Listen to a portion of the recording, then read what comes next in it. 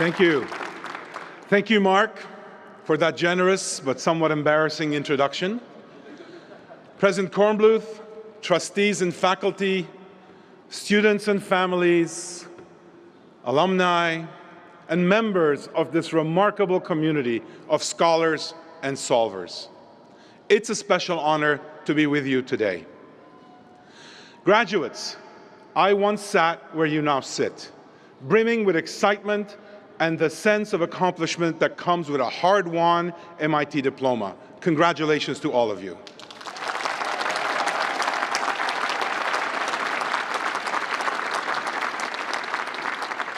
Families, as the father of two MIT alums, Talene and Lena, I know firsthand the pride and emotion you feel today.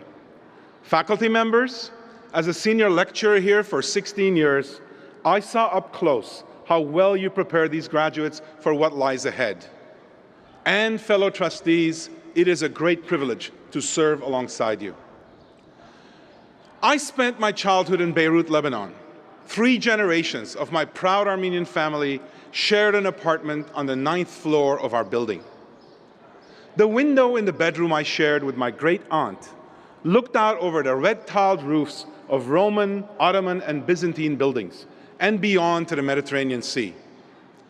When civil war erupted in 1975 and the government imposed strict curfews, the state broadcaster often shifted from airing 3 hours of TV a day to offering round-the-clock programming of mostly American television shows, a diversion for my brothers and me when we were forced to stay inside. One show in particular had me captivated. Just hearing the theme song would set my heart racing. Perhaps you know it too.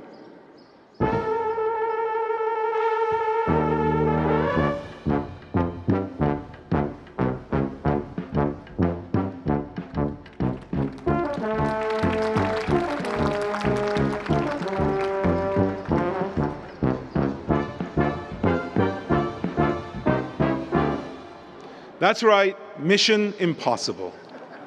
Even if you never saw the TV show, you likely know the movies with Tom Cruise as Agent Ethan Hunt. The encoded self-destructing message to the agents always began the same way: your mission, should you choose to accept it. No matter how long the odds or how great the risk, the agents always took the assignments. In the 50 years since, I have been consistently drawn to impossible missions, and today I hope to convince each and every one of you that you should be too. Class of 2024, one incredibly challenging mission is already under your belt. You were given the assignment to begin your studies at MIT without being at MIT. Going to college without going to college was not a mission you'd signed up for, but it is what you got. A handful of you did move to campus, but even for you, masking, testing, social distancing, and virtual classes meant orienting to a foreign land. You even learned a new language as terms like Q Week and Scuffy entered your MIT lexicon. No one knew what would happen next or when it would end. And yet, you found ways to thrive. You dove into your coursework and started to build mostly virtual friendships. In the words of your classmate, Amber Velez, who rented a Cambridge apartment with 3 MIT roommates, you patched together a little lifeboat in this vast sea of students spread out all over the world. Earlier that year, just up the road in Kendall Square, my colleagues and I at Moderna had received another mission that seemed impossible. Develop a safe and effective vaccine that could save lives, restart the economy, and do so in less than a year. Oh, and while you're at it, get 1 billion doses manufactured, distribute them around the world, and get them into the arms of people.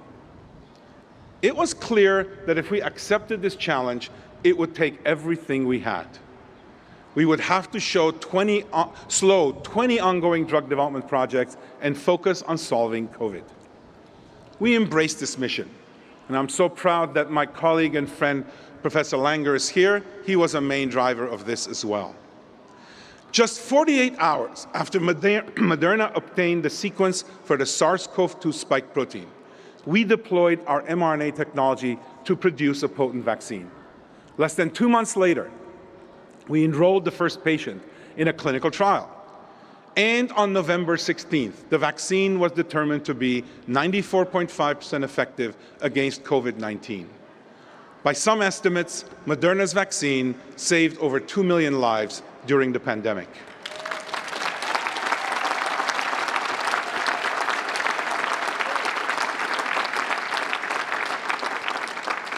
How did we do it? Well, that's another speech for another day. But what I do want to talk about is what it takes to accept your own impossible missions and why you as graduates of MIT are uniquely prepared to do so. Uniquely prepared and also obligated.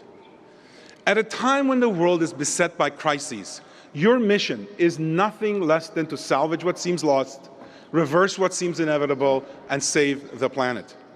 And just like the agents in the movies, you need to accept the mission even if it seems impossible. I know the odds don't appear to be in your favor, but this age of poly-crisis is also a moment of poly-opportunity, fueled by artificial intelligence, machine learning, quantum computing, and other modern technologies that are changing the world faster than people believe is possible. Now you are uniquely equipped to turn science fiction into science reality. With the right mindsets, Mission Impossible can become Mission Improbable as you overcome obstacles and seemingly long odds by imagining and innovating your way to novel solutions. So how do you go about doing that? How do you become the agents the world needs you to be starting from today? Well, you already have a head start, quite a significant one. You graduate today from MIT, and that says volumes about your knowledge, talent, vision, passion, and perseverance, all essential attributes of the elite 21st century agent. Oh, and I forgot to mention our relaxed, uncompetitive nature, our outstanding social skills, and the overall coolness that characterizes each and every MIT grad. But more seriously, you are trained in science, mathematics, engineering, and technology, fields that when properly harnessed and supported can be deployed against almost any seemingly impossible challenge. You may not realize it yet, but your MIT education has given you a superpower, like X-ray vision, that lets you see through the illusion of impossibility and surface the blueprints for solutions. And as of today, you even have a secret decoder ring, better known as the brass rat. MIT's history underscores these special powers. The telephone, digital circuits, radar, email, internet, the Human Genome Project, controlled drug delivery, magnetic confinement fusion energy, artificial intelligence, and all that is enabling. These and many more breakthroughs emerged from the work of extraordinary change agents tied to MIT. Now let me ask you a question. Aside from MIT, what do such agents have in common? What equips them to accomplish seemingly impossible missions?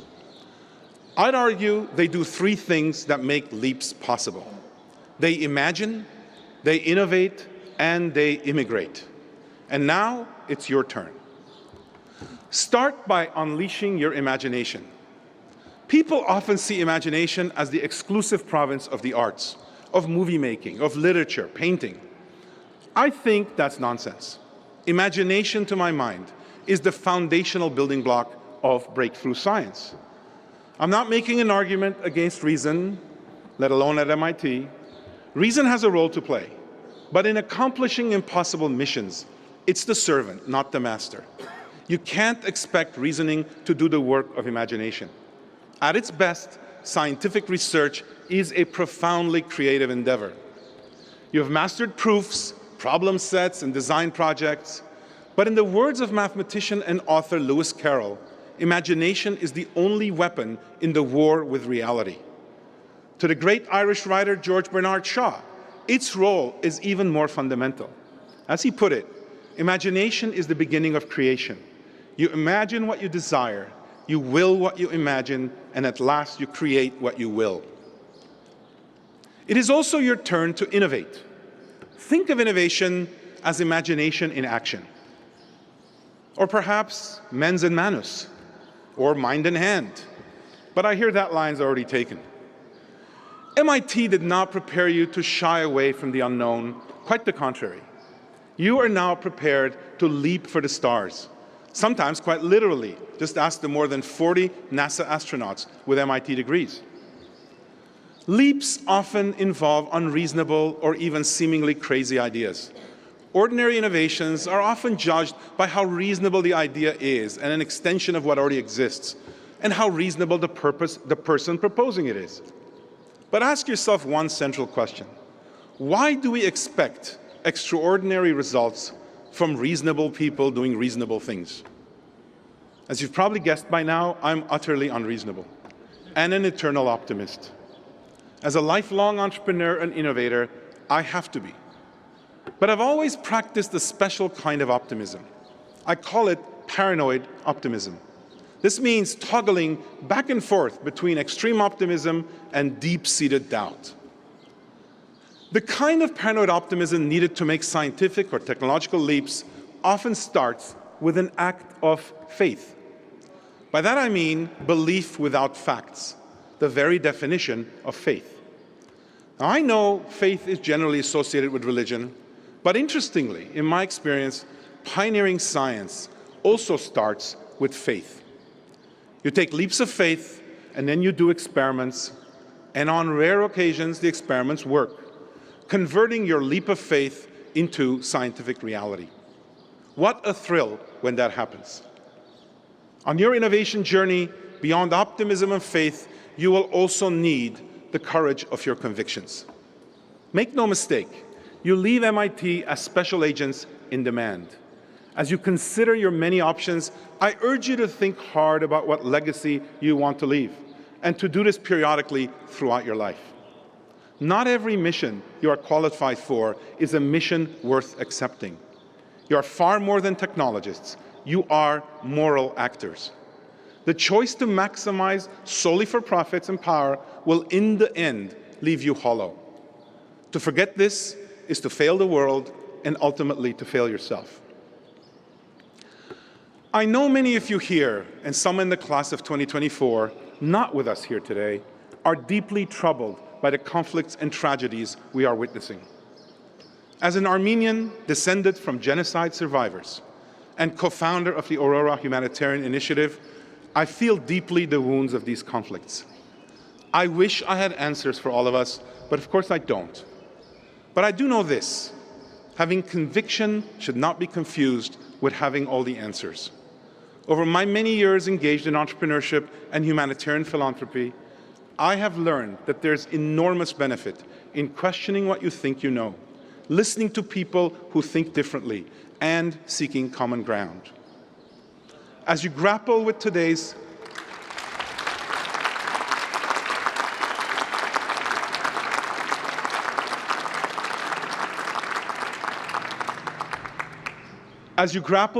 hard choices and the many that lie ahead, rely again on your imagination.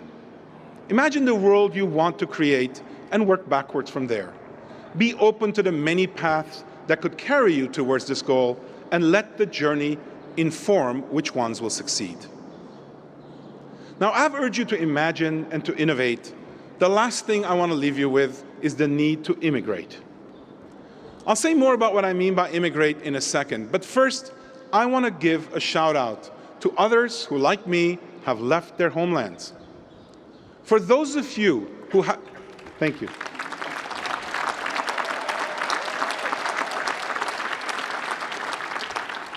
For those of you who have emigrated here from far away, or whose parents did, or whose grandparents did, please stand.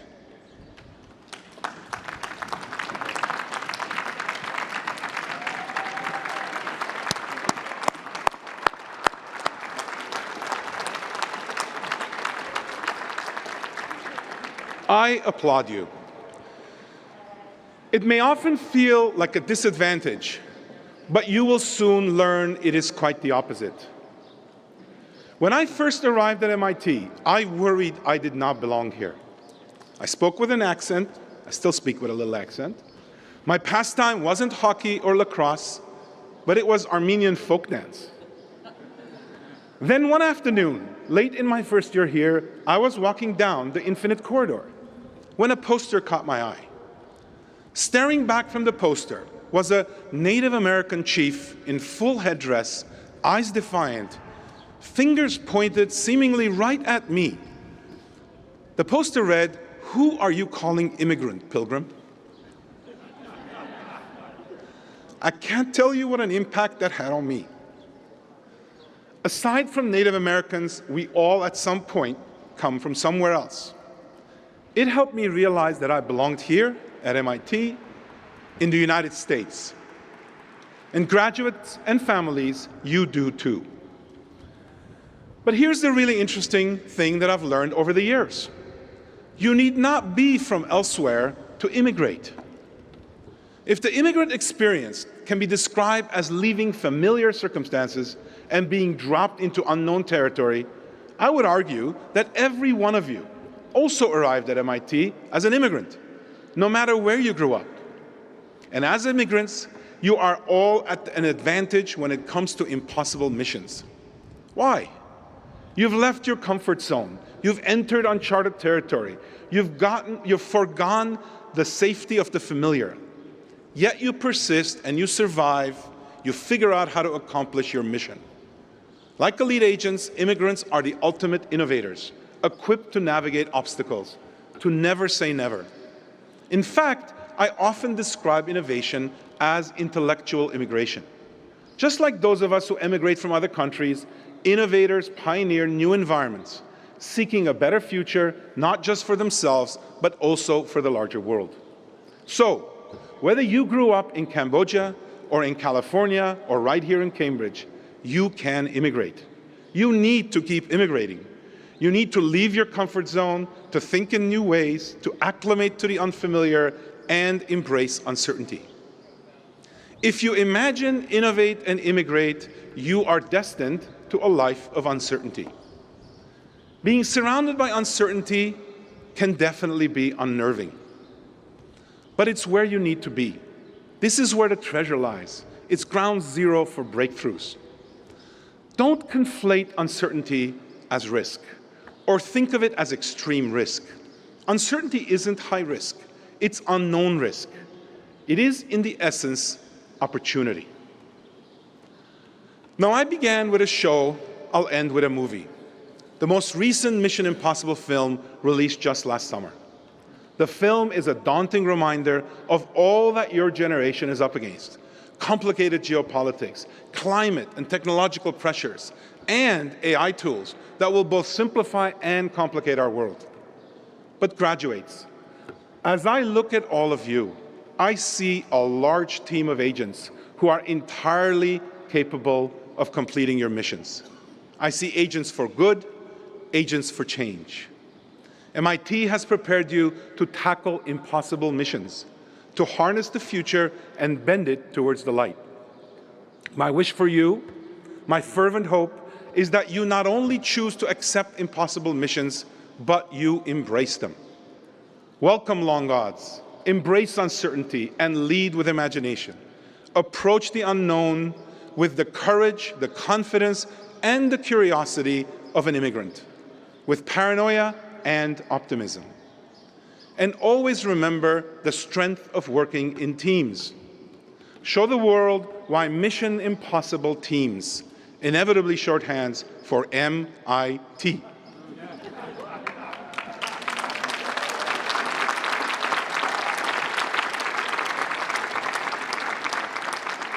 Graduates, set forth on your impossible missions, accept them, embrace them. The world needs you, and it's your turn to star in the action adventure called your life. Thank you.